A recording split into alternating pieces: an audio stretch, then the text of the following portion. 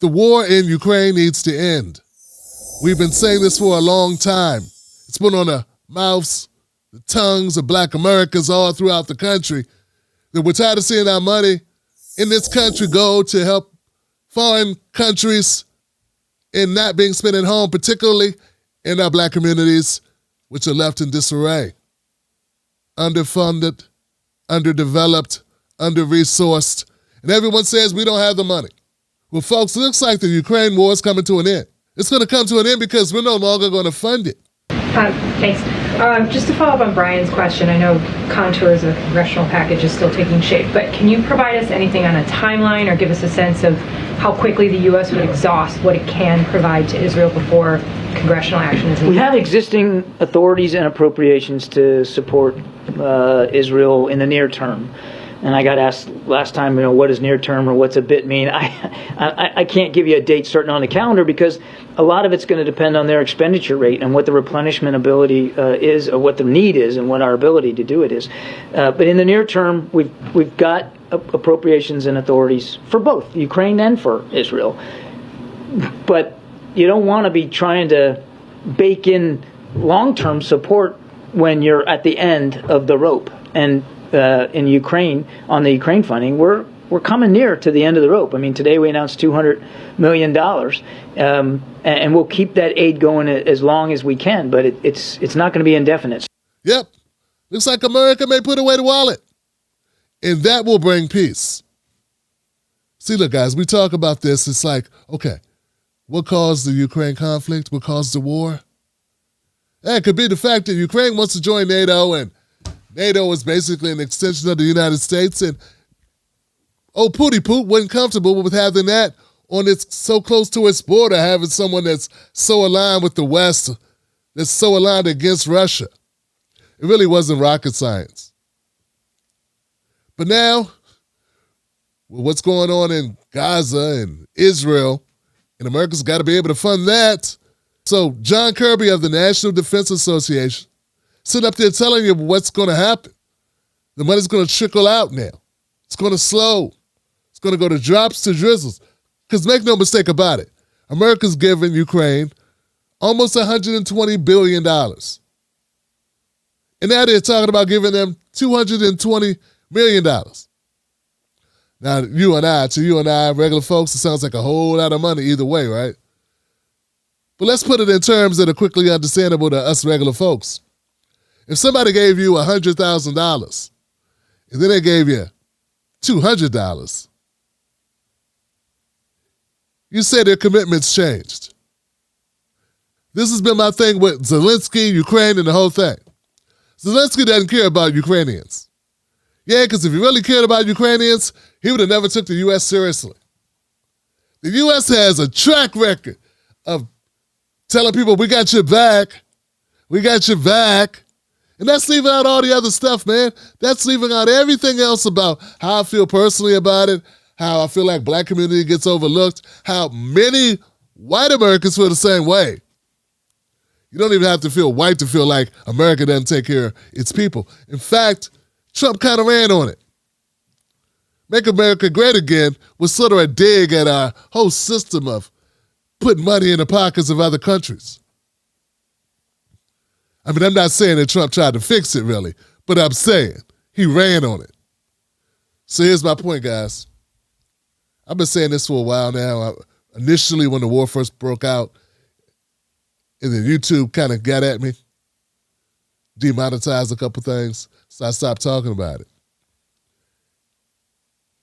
Zelensky should have never trusted the United States to have his back against Russia, and now they're in a war that's protracted. And I think when Putin went in, he thought, this will be quick. We'll clean this up in the weekend. And we'll have enough time left over to have a glass of vodka on Sunday night. Didn't happen that way because we kept funneling money into Ukraine. And now thousands of people have died unnecessarily. And guess where you're going to end up at? Right back where we were to begin this whole mess. Some of you are wondering, Tim Black, well, how did you know America was going to back out? Because history says so.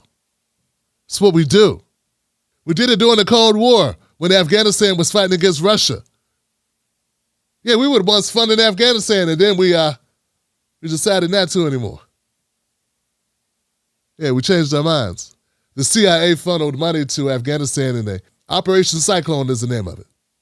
They pushed money through it in order to help Afghanistan because we've always had beef with Russia. Many critics say us pulling out is what caused the Taliban to get a foothold in Afghanistan.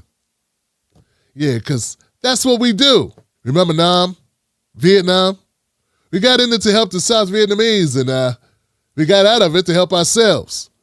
I'm not saying we should have got in it to begin with. I'm just saying a lot of Americans died, a lot of South Vietnamese died, a lot of North Vietnamese died, and at the end of the day, we got out because we got a little tired of it. It was bogged down. It was going to be another 20 years, and we got out of there because that's what we do. Then it was Nicaragua in the 80s. We funded the Contras by selling crack to blacks and then locking the blacks up when they got hooked on it. Then we saw the violence. We passed all types of crime bills in order to lock them up, but we were funding the Contras through covert money that we collected selling drugs to Americans. The whole Oliver North scandal. Or see the show Snowfall for more explanation. Because that's what we do, man. We get out. And then recently we got out of Syria. And I'm not saying we shouldn't have got out of Syria, but what I'm saying is when Trump took us out of Syria, it's sort of consistent with what the U.S. does. We get out. All I'm saying is if you're Zelensky and you care about the Ukrainian people, you have to recognize that eventually Russia has no reason at all ever to stop fighting because you're right there. Like, unless you can pick your country up and move it, Putin and Russia are going to keep fighting you. And a sensible person would imagine that the U.S. ain't going to keep doing this forever. And that's when you get a guy like John Kirby of the National Security Council saying, hey, they had to close down sometime. Can't win them all. I'm not saying they're doing it because they decided, hey, it'd be better to spend our money domestically on programs, solutions, stopgap measures for American citizens. Nah, not in the least. But it's going to be a little hard to fund everybody. And someone's got to take a hit. And why not let it be the Ukrainians? I know we still got some Americans that are convinced that America does things for philanthropic reasons. Those people are called bleeding hearts. They're also called morons because they don't see through it.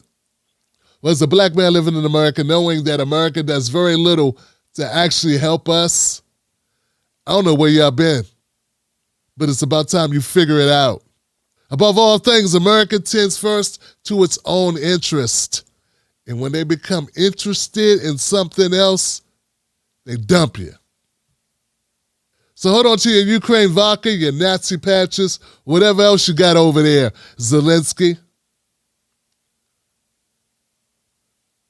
This ride's over real soon. Let me know what you think in the comments section. America pulling out of Ukraine. Did you see it coming? Are you surprised it went on this long? What are your thoughts? I'd like to know. And you too. What's wrong? We're just having conversations. What's the harm? All right, guys, my name is Tim Black. You know how to find me. Remember, don't let nobody take your cornbread. And when they say, why? Are you glad the war in Ukraine is going to end soon? Tell them it's a new day. You're watching the Black Digital Television Network. Become a subscriber for the best in Black thought on the internet. We keep it 100 just for you. And remember, it's a new day. Accept no imitations.